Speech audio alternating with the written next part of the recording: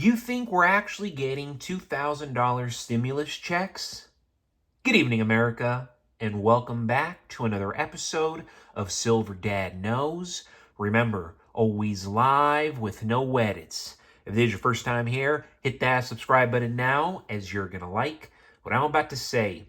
So, just to begin this evening, folks, I'm presenting to you right here one of my personal favorite pieces.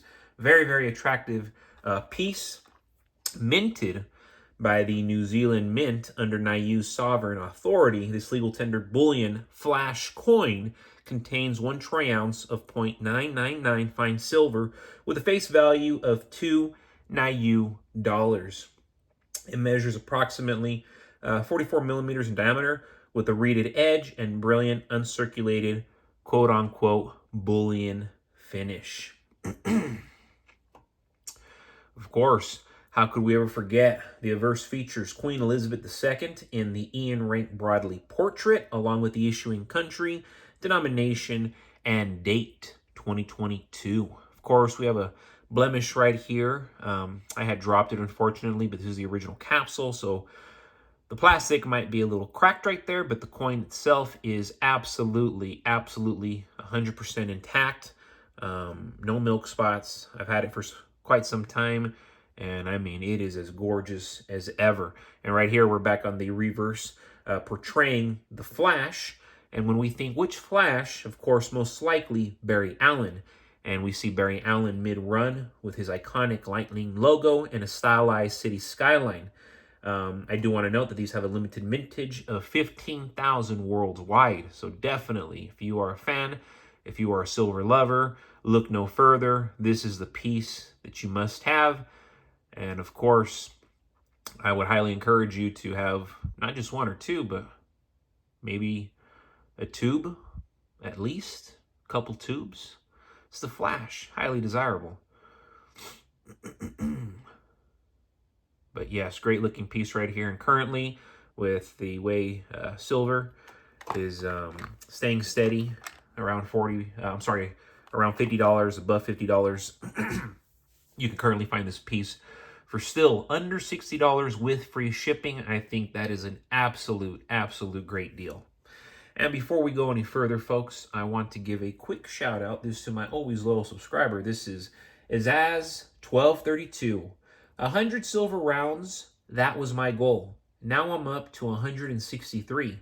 I'm proud of my silver rounds. Some kind of security backup to count on. I would love to get to 250. I'm going to try my best. I wish you all the best of luck. Great comment right there coming from Izaz1232. And I mean, so interesting. I remember when I first got into the silver game, I said, you know what? If I have 50 to 100 ounces of silver, I'm going to be happy. Of course, I have much more than 100 ounces of silver.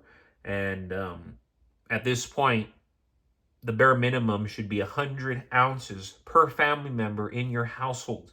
So if you have 5 family members in your household, 500 at the minimum. You only have 3, I would still say 300 to 400. And you have 4, 2 parents, 2 kids, yeah, you're going to want 500 ounces of silver. And I know it's not a little bit,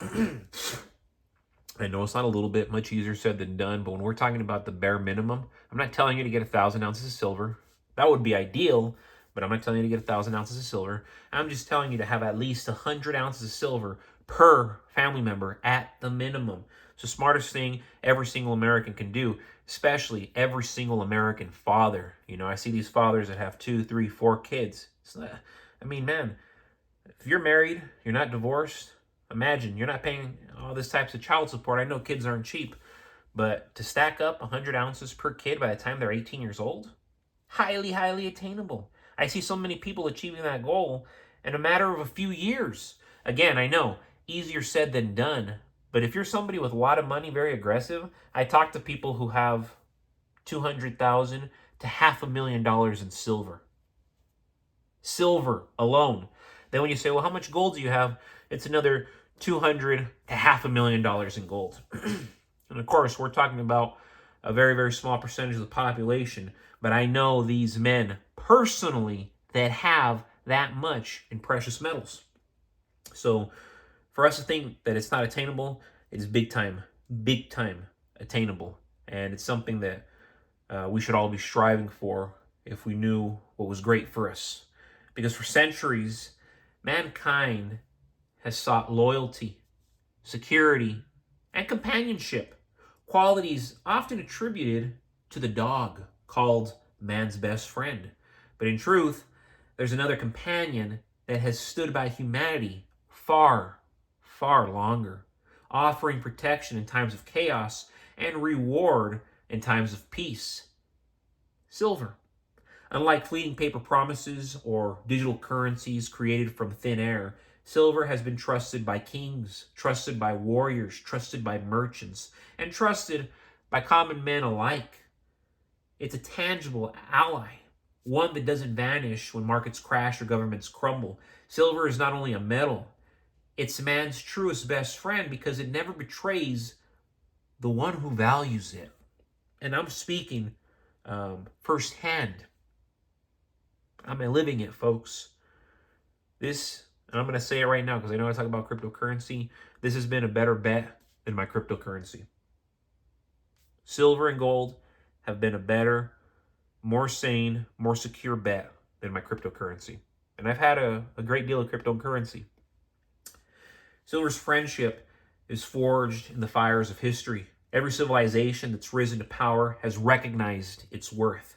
The Egyptians, Romans, and Chinese all use silver as money, not because of faith or decree, but because of its rarity, beauty, and utility, ultimately.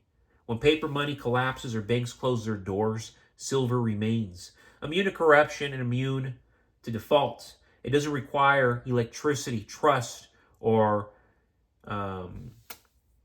intermediaries. It simply is.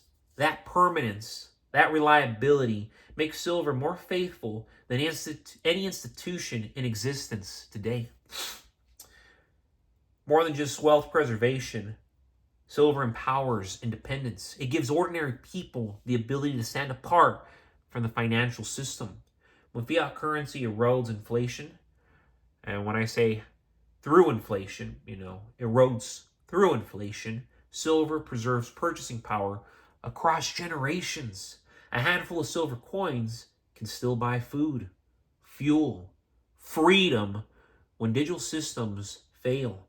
In a world increasingly dependent on centralized control, owning silver is a rebellion, a reminder that real wealth belongs to the individual, not the system.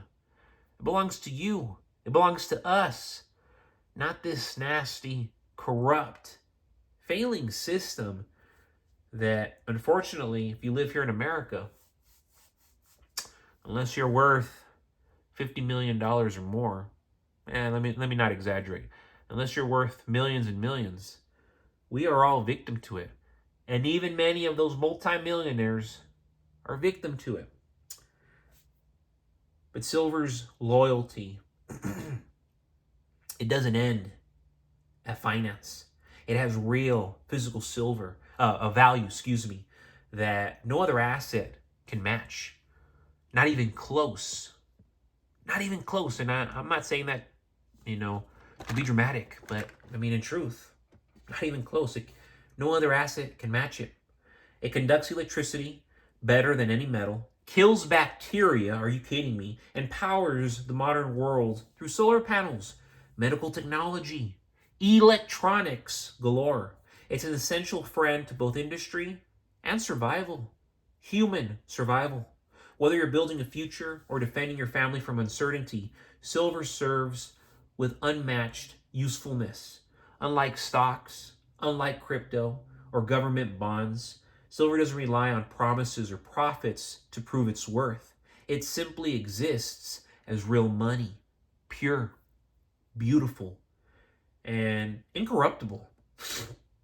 It is there when everything else fails, a timeless store of value that will outlast every regime, currency, and of course, corporation. In the end, a man's truest best friend is not one that barks or boasts, but one that stays silent, steady, and loyal through every single storm. That friend is silver, honest, eternal, and always by your side when the world forgets what real value means. But folks, as always, thank you so much for joining us for another evening, another episode of Silver Dad Knows. God bless you, God bless your household, and God bless America.